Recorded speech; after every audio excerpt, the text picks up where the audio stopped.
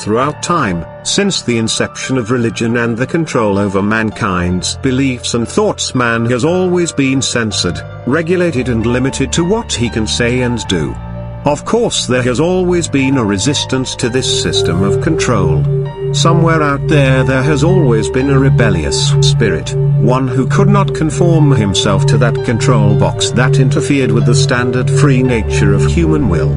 Over time, that rebel who resists the system has had many names and many faces: Lucifer, Guy Fawkes, Jesus of Nazareth, Stalin, Joan of Arc, William H. Bonney, George Washington, Blackbeard the Pirate, Jim Morrison, Vladimir Putin, Cesar Chavez, Anton Lev, Edward Snowden, Anonymous the cyber hacker, and this QAnon shaman guy who stormed the White House recently. What they all have in common is that they stood up and said enough. They said this system that we live in is not working, and despite the price that they would have to pay, they took action to stand up and make a difference. Some succeeded, some failed, some were consumed by that system and made an example for those who might think of making a stand again. But they all made their difference in a world that neither cared nor appreciated their efforts properly. As I sit here thumbing through the annals of history, I realized that, so I thought I would stop in my rise to destiny to remember those who came before me and not forget those who fought and fell so that I could rise from their ashes. Another rebel standing against a system of conformity controlled by those elite who refuse to tell the public what is really going on, the truth muffled by a system of media conglomerates. I have recently received word from an anonymous source within the scientific community, the schematics of the asteroid called Apophis. Now hold on for this one, and everyone tried to remain composed.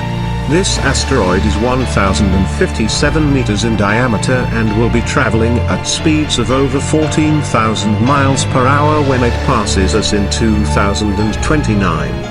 They say the trajectory course will miss us in 2029, but 7 years later, after it swings around the sun, its course will be altered to an undetermined trajectory, but by current data and simulated models it will be on a direct impact course with us. Now I have to say, at that size, if it were to impact with us, this world will not survive such force. I have seen the results of impacts like this. This world will crack and separate into large plant-pid chunks floating dead in space, a debris field of what was once a world. Here just yesterday we had an asteroid pass us by, and I decided to test a gift that I have come to realize I possess. Against the gravity of our planet at its closest point, I applied this gift and managed to make an 8-degree difference in its trajectory course, heading in the opposite direction of the gravitational pull of our planet. I believe I can stop this from happening to our world, but I will need the help of you all out there. I need to know the exact location of where this object is so that I may properly apply this power I've been given for this purpose. I think I will need to know this before the asteroid leaves the Kepler asteroid belt in order to apply the change in its trajectory enough to ensure it misses us. The data is there, the proof is evident in the storms and alterations to the weather I have been causing since the formation of Katrina. For I tell you this, the reason that storm stopped off the coast of Miami was because I was on a commercial airline leaving Florida to return to the west coast at that very moment. However, I am not seeking fame and glory or infamy for this, and shall reveal that I am not alone. I do not think in this gift. Though my natural skills are strong in this ability, there are others that may be capable of stopping this disaster that could destroy our world. Those who have mastered the art of Tai Chi. Your art runs along the same principles of the effect I cause that can divert the direction of this comet. It is my belief that with our talents combined, this disaster will not happen. I write this video for in case the event that I should fall before the time comes to apply action. I have examined many alternate courses of action, and none of them assure results that can be securely held to bring success. So if in the event I should fail to survive until then, for whatever reason, I must be assured that another shall stand to take my place.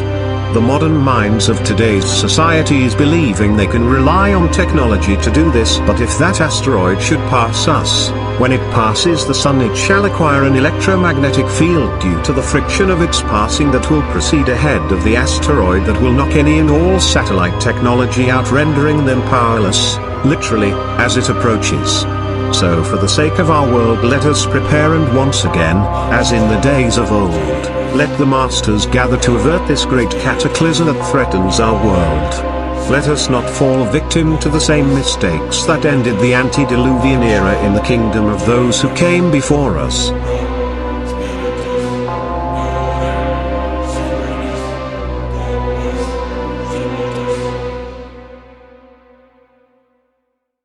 Okay, I am going to give a rundown of this Byzantine church and the rumors of its purpose.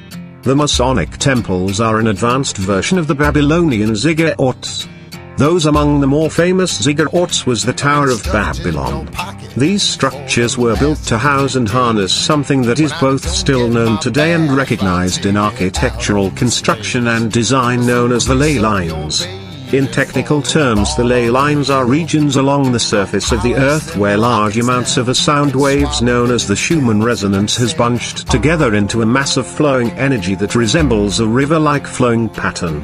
This flow of sound waves are massed in different areas at different depths and are similar in comparison to the veins within a person's body, which is where the belief in many cultures state that the Earth itself is a living life force, and this network is the life essence of the planet that is most commonly referred to as Gaia, the Mother Earth goddess. Now, as these bands of river-like sound waves breach the surface in some areas as well as intersect and cross over each other, in these intersecting breach points the sound wave transitions into another energy frequency called kinetic energy that is generated through the intersecting friction and the alteration of density the sound waves were traveling through. The raw elements and precious gemstones within the Earth act like magnifying glass as the energy passes through them, refracting off of the reflective edges of the crystalline material inside the gemstone. Once these sound waves breach the surface, they are no longer confined to the dense solidity of the Earth and rust spread out, creating discharges of electromagnetic energy as it spreads out. This energy is the kinetic energy field that is the fuel behind our magnetosphere that blocks solar and cosmic radiation and allows life to exist on our world. That is the background on what these temples were built to harness. The ziggurats channeled and focused this energy and were built on top of these intersecting ley lines.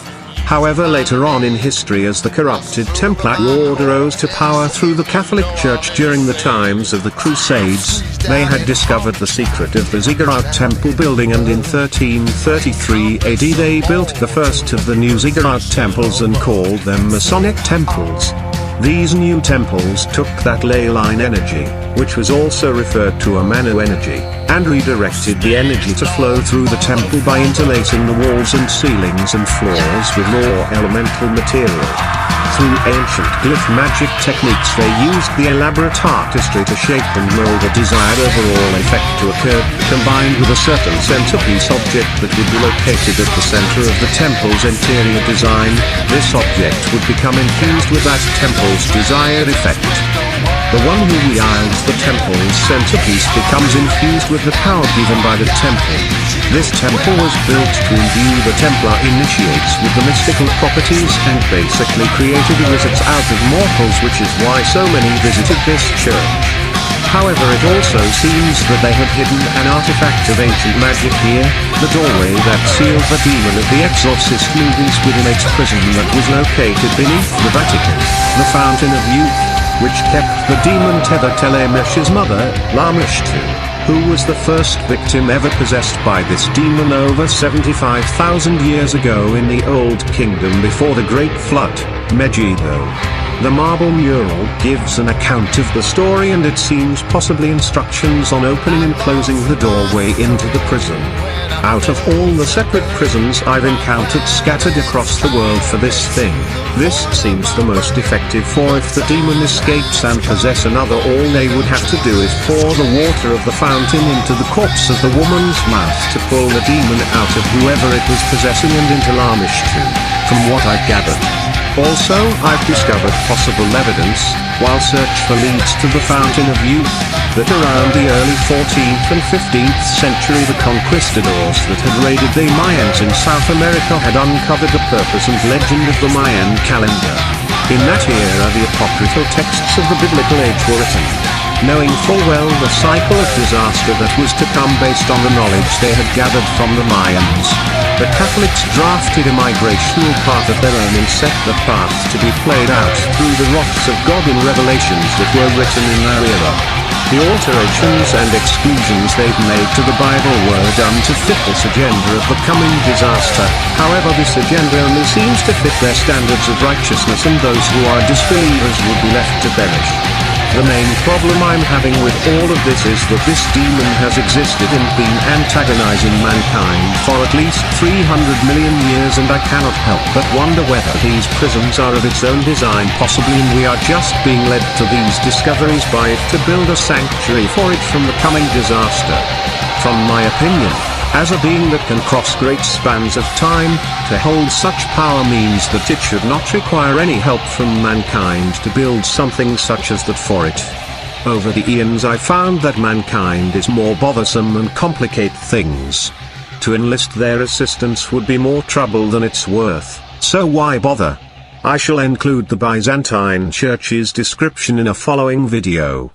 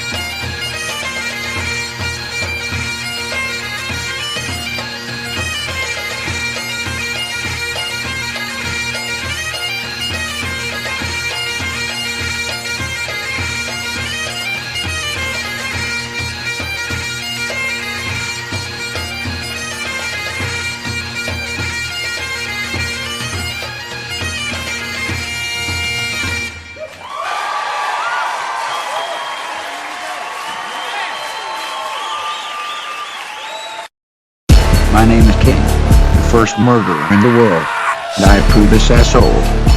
Necronomicon is coming.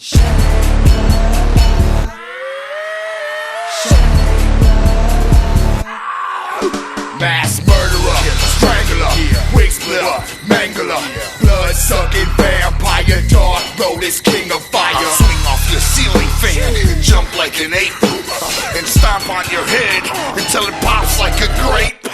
Break your neck if you disrespect, bullet holes in your chest from a brand new tech.